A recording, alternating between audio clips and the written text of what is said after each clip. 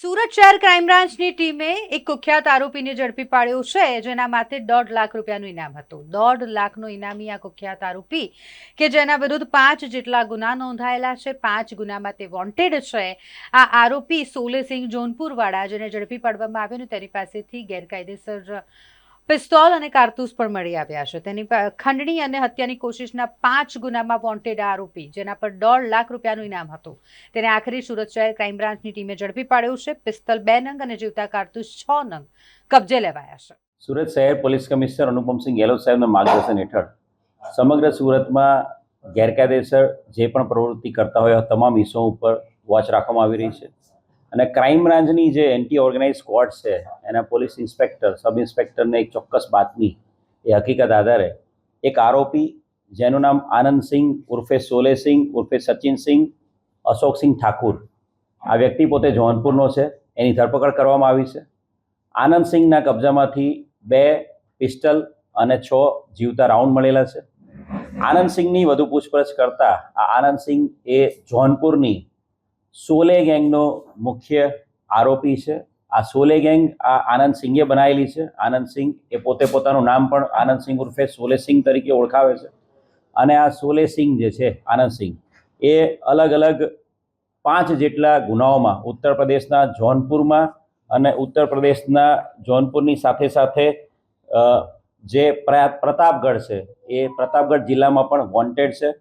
આ સોલેસિંહ છે એ ઉત્તર પ્રદેશના જોનપુર વિસ્તારનો સૌથી મોટો બાહુબલી બનવા માટેનો પ્રયત્ન છેલ્લા 10 વર્ષથી કરી રહ્યો છે અને એ અનુસંધાને એણે ઉત્તર પ્રદેશના જોનપુર અને પ્રતાપગઢ વિસ્તારમાં પોતાના અલગ અલગ માણસો ઊભા કરેલા છે અને આનંદસિંહે પોતાની સાથે વેપન રાખીને આખા જોનપુરના આખા પટ્ટામાં અલગ અલગ જે મોટા મોટા વેપારીઓ છે, બિલ્ડરો છે, મોટા જે પ્રતિષ્ઠિત વ્યક્તિઓ છે એને ટાર્ગેટ કરાવતો હતો અને એ પોતે એને ધમકી આપતો હતો અને પૈસા માંગતો હતો અને ધમકી અને પૈસા માંગ્યા બાદ જો પૈસા ના આપવામાં આવે તો એની ઉપર ગોળીબાર કરાવતો હતો।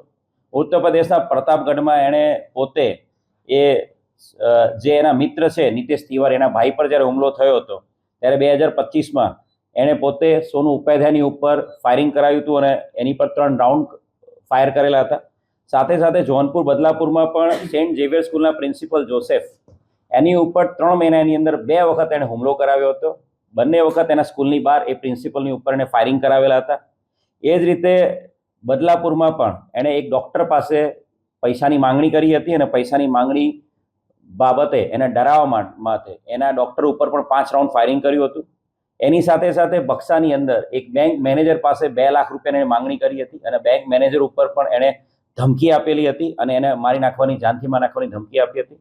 કુલ 5 જેટલા ગુનાઓમાં, જેમાંથી 4 અટેમ્પ્ટ ટુ મર્ડર છે અને 1 ધમકીનો ગુનો છે, એવા 5 જેટલા ગુનાઓમાં છેલ્લા લાંબા સમયથી આનંદસિંહ ઉર્ફે સોલેસિંહ, જે સોલે ગેંગનો મુખ્ય સૂત્રધાર છે, એ વોન્ટેડ હતો અને એને પકડવા માટે અત્યાર સુધીમાં ઉત્તર પ્રદેશની પોલીસ પણ સુરતમાં 2-3 વખત મહેનત કરી ચૂકેલી છે, પરંતુ છેલ્લા ઘણા સમયથી ડીસીપી ક્રાઇમ બ્રાન્ચ રોઝિયા સાહેબના માર્ગદર્શન હેઠળ સમગ્ર ક્રાઇમ બ્રાન્ચની ટીમ આની અંદર એક્ટિવ હતી અને ચોક્કસ ટેકનિકલ ઇન્ટેલિજન્સ અને હ્યુમન ઇન્ટેલિજન્સ આધારે પલસાણા ખાતેથી આરોપીને પકડી પાડવામાં આવ્યો છે।